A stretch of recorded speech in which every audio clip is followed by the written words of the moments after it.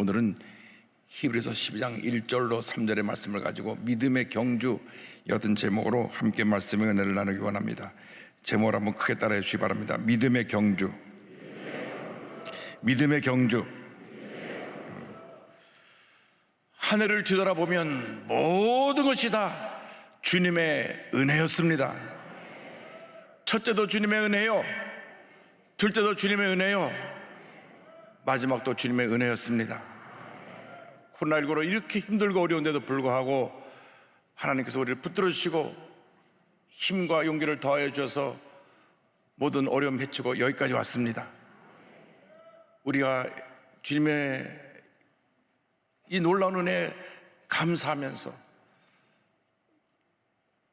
하늘을 뒤돌아보고 다가오는 새해는 더 주님을 잘 섬기고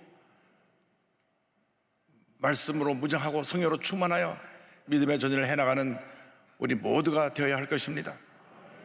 주님 안에서 거룩한 꿈을 꾸고 믿음으로 전진해 나갈 때 하나님께서 큰 은혜와 축복을 우리에게 더해 주실 것입니다. 오늘 성경은 먼저 우리에게 말씀합니다. 우리가 그와 같은 새로운 날을 맞기 위해서 벗어버릴 것이 있다고 말씀합니다. 히브리서 11장 1절입니다.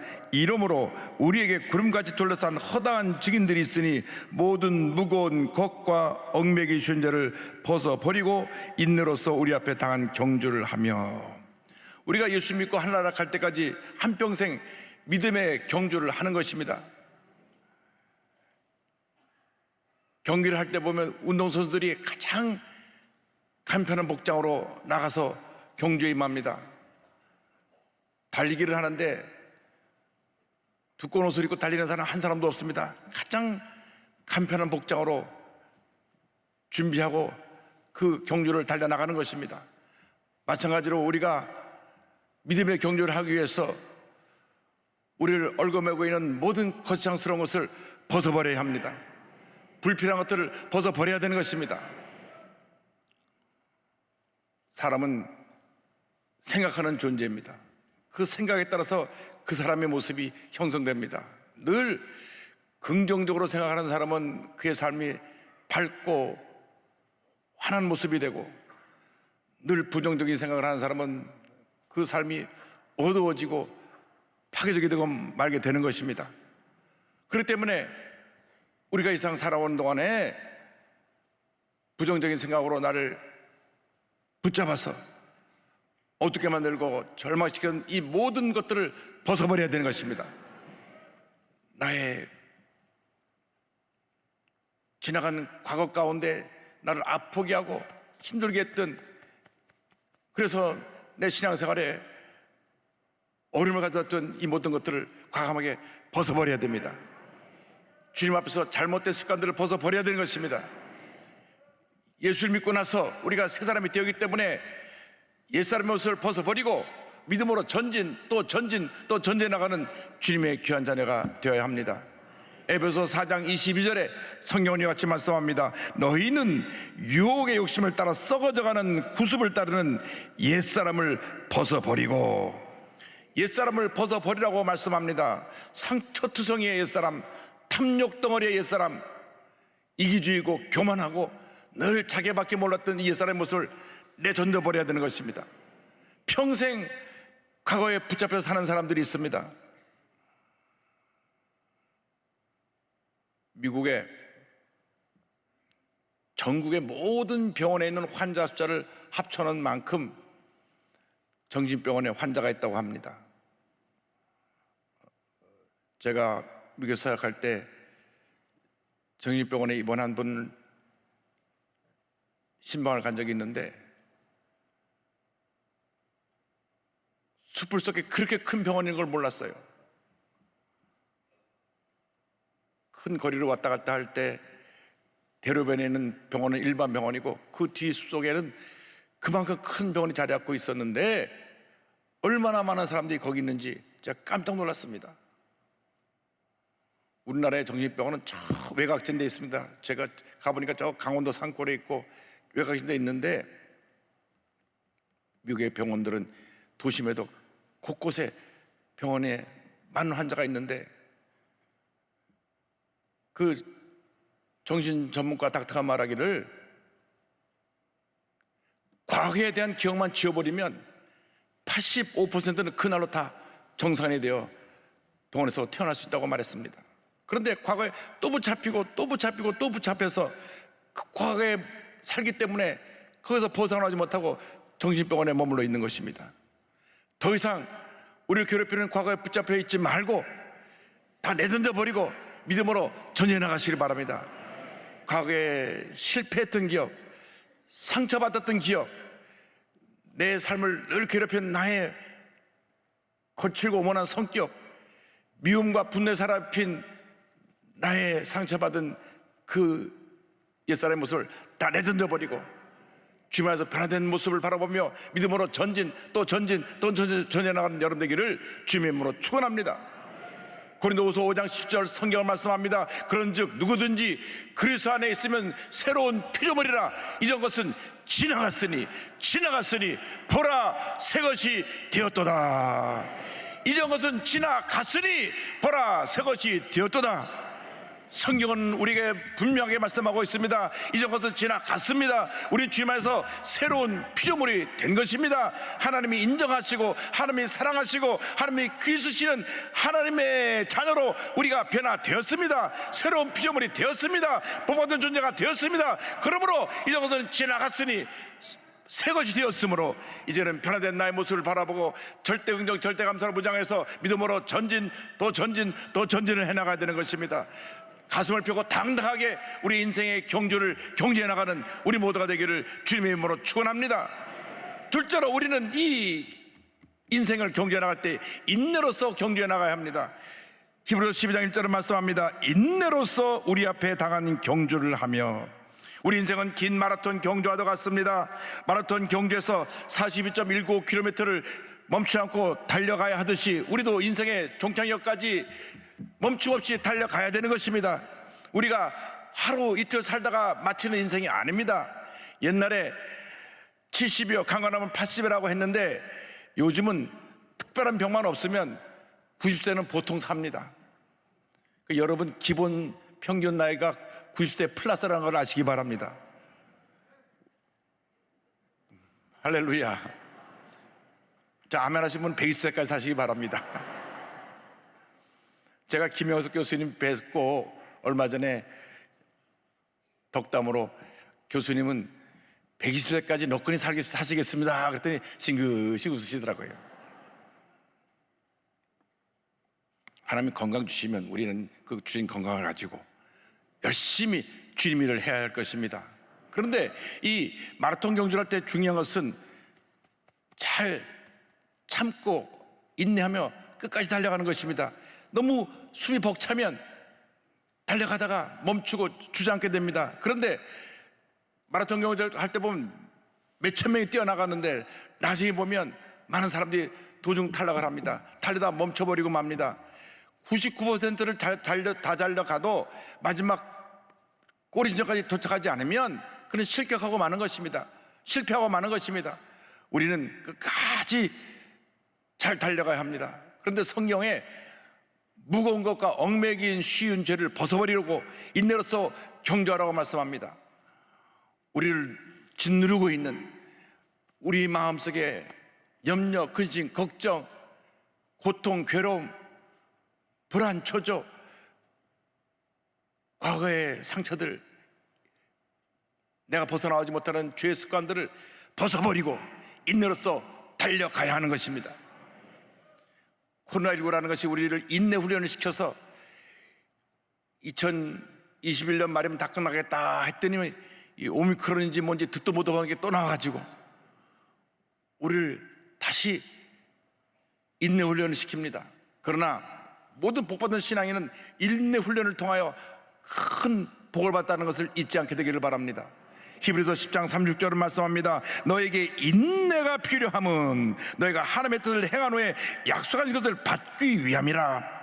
인내를 통하여 하나님의 약속을 받는다고 성경은 말씀합니다. 로마서 5장 3절 4절은 이와 같이 우리에게 선포합니다. 다만 이뿐 아니라 우리가 환난 중에도 즐거워하나니 이는 환난은 인내를, 인내는 연단을, 연단은 소망을 이루는 줄 알미로다. 할렐루야. 환난이 우리를 통하여 인내를 배우게 하고, 인내를 통하여 우리를 연단시키고, 연단된 후에 우리는 약속된 축복을 받게 되는 것입니다. 소망을 이루게 되는 것입니다. 우리의 문제가 무엇입니까? 우리의 연약함이 무엇입니까? 인내하지 못하는 것입니다. 자기의 성격을 이기지 못하고 쉽게 분노하고 남과 다투는 것입니다. 어떤 분은 그럽니다. 나는 화 잘 내지만 돌아서면 잊어버린다고. 아니, 화를 냈을 때 그 앞에 상처받은 사람은 어떡하고 본인 돌아서면 잊어버린다 그럽니까? 하루에 10번, 20번 화를 내고 나서는 온 가족이 다 상처받고 그런데 난 돌아서면 다 잊어버렸어. 그러나 그때로부터 가족들 갖고 온 사람들의 마음의 상처는 깊어져 가는 것입니다.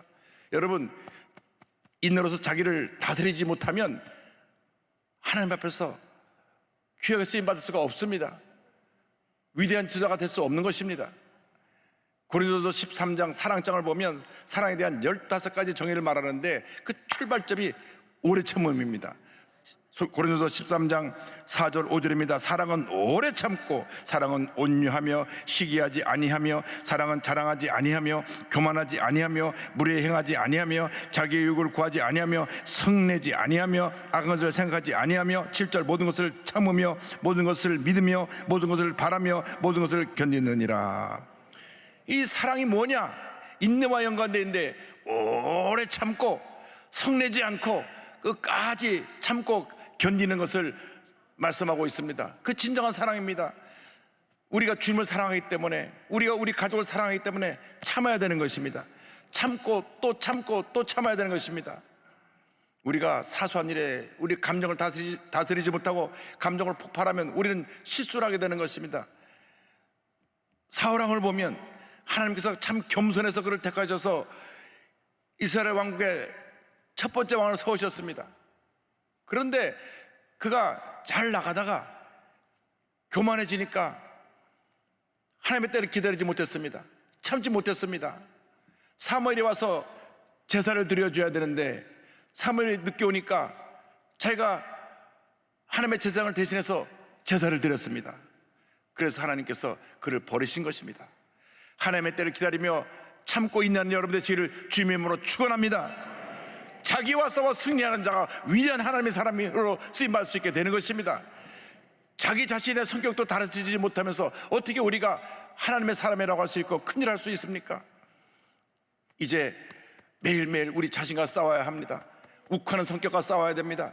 참지 못하는 성격과 싸워야 됩니다. 주여, 내가 참고 또 참고 참아서 많은 사람 앞에 덕을 끼치게 하시고 예수님의 사랑을 드러내는 주님의 귀한 자녀들이 되게 하여 주시옵소서.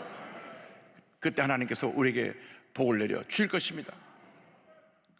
참고 견디고 단련하기 위해서는 우리는 언제나 주님만 바라보아야 합니다. 성경은 셋째, 우리가 주님을 바라볼 것을 권면하고 있습니다. 히브리서 12장 2절입니다. 믿음의 주요 또 온전하게 하시는 이인 예수를 바라보자. 그는 그 앞에 있는 기쁨을 위하여 십자가를 참으사 부끄러움을 개의치 아니하시더니 하나님의 보좌 우편에 앉으셨느니라. 예수님은 어떤 분이시냐? 십자가의 고통까지 참으시고 죽음까지 당당하게 우리의 죄를 대신하기 위해서 다 짊어지신 우리 예수님이신 것입니다. 우리가 그 예수님을 바라보아야 합니다. 예수님은 우리의 믿음의 시작이 되시고 믿음의 완성자가 되십니다. 믿음의 주라고 하는 것은 우리의 믿음을 부어넣어 주시고 우리 믿음을 만들어 주신 분이며, 온전케 하신다는 것은 우리 믿음을 완성시켜 주는 분이라는 것입니다. 우리의 믿음을 만들어 주시고 우리의 믿음을 완성시켜 주시는 예수님께 딱 시선을 고정하시기 바랍니다. 세상을 바라보지 말고 환경을 바라보지 말고 자꾸 넘어지는 나를 바라보지 말고 예수님을 바라보시기 바랍니다. 예수님을 바라보시기 바랍니다. 예수님을 바라볼 때 하나님의 은혜가 임하게 되는 것입니다. 교회 와서 왜 시험에 드는지 아십니까? 사람을 바라보기 때문에 시험에 드는 것입니다. 사람을 바라보지 말고 그 사람 마음 가운데는 예수님을 바라보고 그 사람 뒤에는 예수님을 바라보는 여러분 되길 바랍니다. 누군 또 그런 말 하죠. 그래서 보이는 걸 어떻게 해요? 그래서 우리가 참아야 되는 것입니다. 사람의 약한 부분이 보일 때 참고, 문제가 보일 때 참고, 그리고 기도하면서 나도 저런 모습이 있겠지 하면서 자신을 반성하고 예수님을 바라볼 때 믿음이 자라는 것입니다. 여러분, 인생은 한 번뿐입니다. 한 번 지나가면 다시 그 인생은 되돌이킬 수 없습니다. 주님께서 우리에게 주신 목표를 바라보고 표대를 향하여 달려나가는 주님의 견일꾼이 되어야 합니다. 빌립보서 3장 13절 14절입니다. 형제들아, 나는 아직 내가 잡은 줄로 여기지 아니하고 오직 한 일, 즉 뒤에 있는 것은 잊어버리고 앞에 있는 것을 잡으려고 표대를 향하여 그래서 예수 안에서 하나님이 위에서 부르신 부름의 상을 위하여 달려가노라, 달려가노라, 달려가노라. 할렐루야.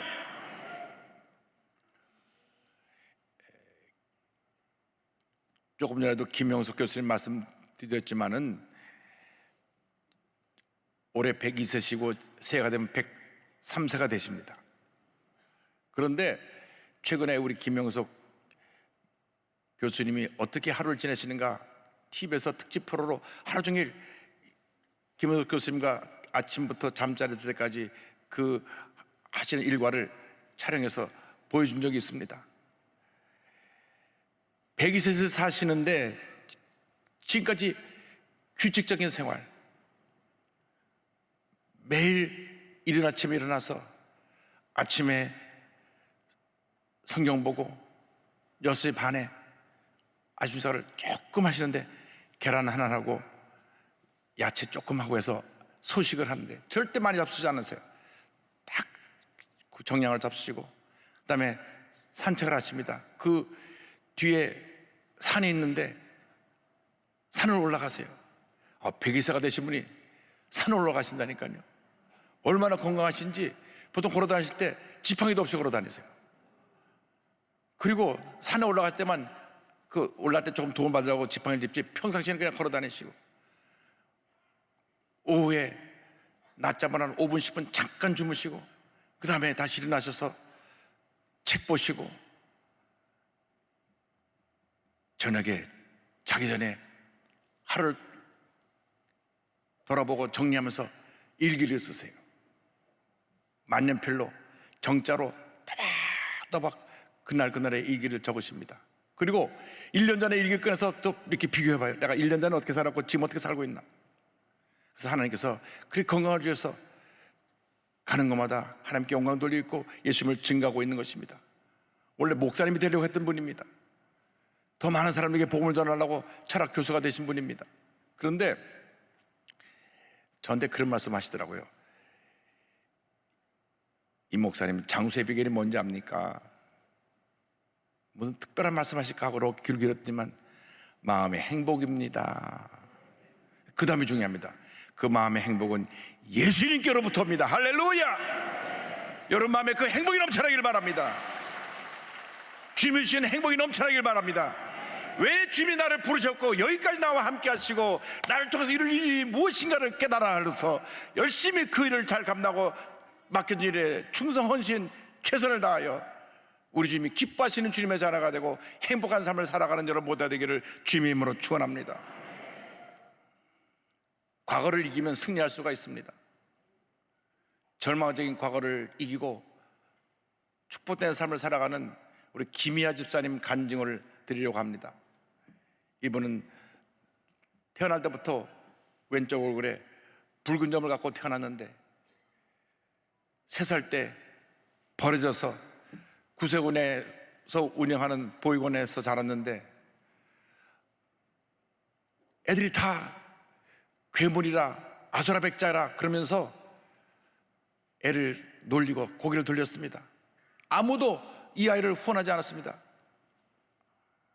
10살이 되어서야 첫 후원자가 나왔는데 미국 구세군의 목사님 짐 위건이라는 목사님이 25살 때까지 계속 편지를 보내고 예수님 너를 사랑한다, 넌 참 귀한 존재다, 그렇게 아이를 칭찬해 주었고 학교 선생님도 넌 참 훌륭한 아이다 칭찬해 주어서 이 아이가 믿음으로 자라게 됐습니다. 그런데 나이가 들면 들수록 사람들이 얼굴만 쳐다봐도 쟤는 밥맛이야, 저것도 얼굴이라고 달고 다녔냐고. 자기가 가장 괴로운 것은 사람들이 자기 얼굴을 쳐다볼 때였다고 합니다. 그래서 머리 길라고 그래 머리 3분의 1 얼굴 가리고 다녀도 또 쳐다보고 또 쳐다보고 했어. 그래서 그럴 때마다 집에 들어와서 나도 사람답게 살게 해달라고 막 주먹으로 얼굴 치면서 문지르면서 울며 울며 기도하는데, 어느 날 주님이 자기와 함께 울고 계신 그런 모습이 마음에 떠올랐습니다. 주님이 나를 위해서 울고 계시구나. 그래서 결심을 합니다. 하나님께 얼굴로 더 이상 원망하지 않겠습니다. 얼굴 때문이 아니라 기쁨으로 울겠습니다. 저의 얼굴로 하나님께 감사하도록 하겠습니다. 여러분, 절대감사가 그녀의 운명을 바꿔놓습니다.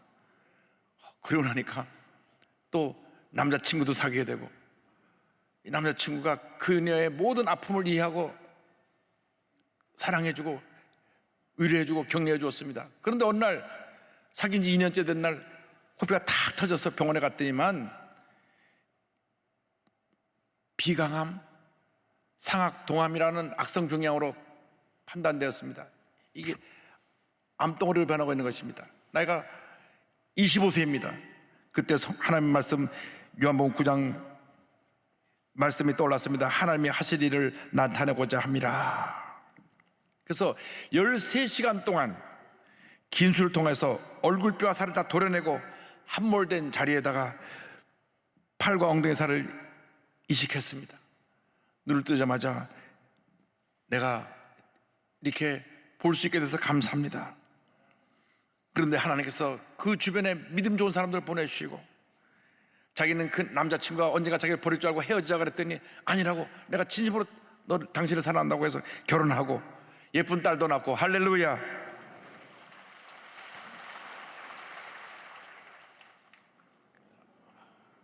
저렇게 아이가, 예쁜 딸이 잘 자랐습니다. 그래서 하나님께 감사하면서 자기를 낳아준 부모님께 자기를 버렸지만은 감사하는 편지를 보냅니다. 여러분, 자기를 버린 부모를 용서할 수 있고 감사할 수 있다는 것은 위대한 신앙인의 모습입니다. 엄마, 저를 낳아주셔서 감사합니다. 이렇게 큰 복점을 주셔서 감사합니다. 태어나자마자 당신에게 아픔을 드려서 죄송합니다. 나를 가슴에 품고 얼마나 당신은 아프고 무서웠습니까? 아기를 낳았지만 낳았다고 자랑도 못하고 손가락질을 받고 얼마나 아픈 눈물을 삼키셨습니까? 이런 저를 낳아주셔서 감사합니다. 그리고 이와 같은 감사의 고백을 드립니다. 하나님은 모든 것을 예비해 두고 계셨습니다. 이 붉은 점이 나만큼 어울리는 사람은 없을 것입니다. 하나님은 고난이 축복이 되는 역전을 만들어 주셨어요. 고난을 피할 수 있는 길은 감사의 길이었습니다. 나의 고통은 감사로 변했습니다. 제 얼굴이 예뻐 보이지 않습니까? 바로 하나님께서 하신 범사에 감사라는 말씀 덕분입니다.